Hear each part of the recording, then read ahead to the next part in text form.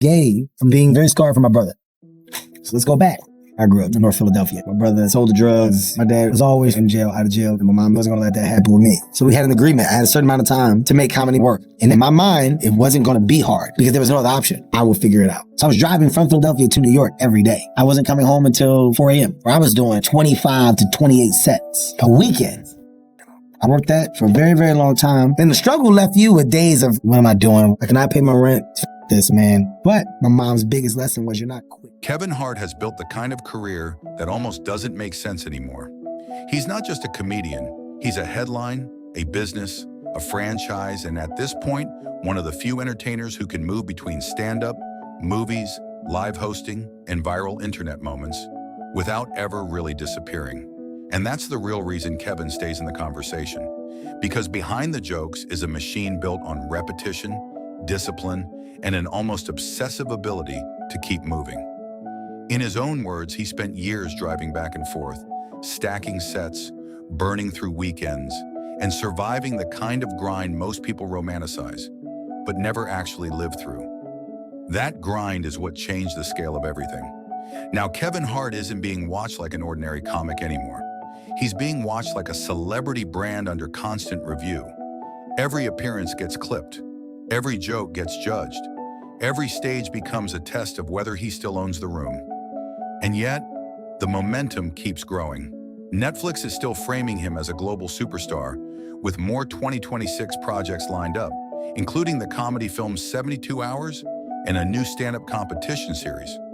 So even when public attention shifts, Kevin Hart somehow stays at the center of it. That's what makes his story interesting right now. It's not just that he's successful, it's that he has become so visible, so overexposed, and so constantly discussed that even the smallest Kevin Hart moment can turn into a major internet event. Everybody will get flowers. I'll do my part to make sure that I put us on a high pedestal, man. Also, I'm gonna do my part. I'm shutting down the idea of after parties. No after parties tonight, okay? None. Take your asses home after this. That's why I did it on a Monday. I did it on a Monday. People gotta go to work tomorrow. No after parties. That's where shit gets slippery at them goddamn after parties. Okay? We're learning a lot about people, ain't we? We're learning a lot. But the bigger Kevin Hart gets, the less forgiving the audience becomes. That's the trade-off. When you're this famous, people don't just watch you for entertainment anymore. They watch for signs of weakness, awkwardness, overexposure, any moment that feels off. And Kevin ran straight into that reality again when he co-hosted the 2026 FIFA World Cup draw. What should have been a global showcase quickly turned into online backlash. Viewers called the commentary awkward, mocked the tone of the event, and questioned whether the whole presentation felt forced.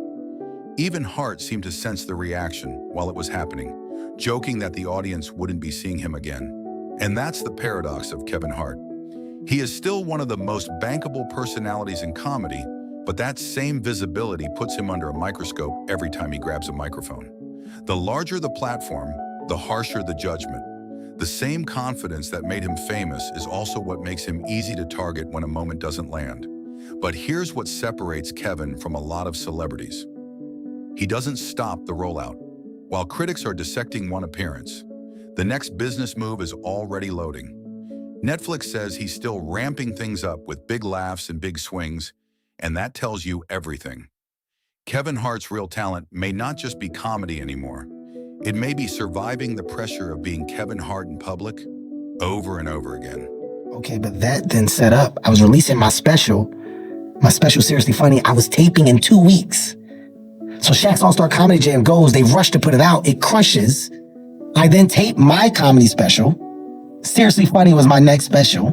Seriously Funny destroys, but it only destroyed because of Shaq's All-Star Comedy Jam and the audience that watched that.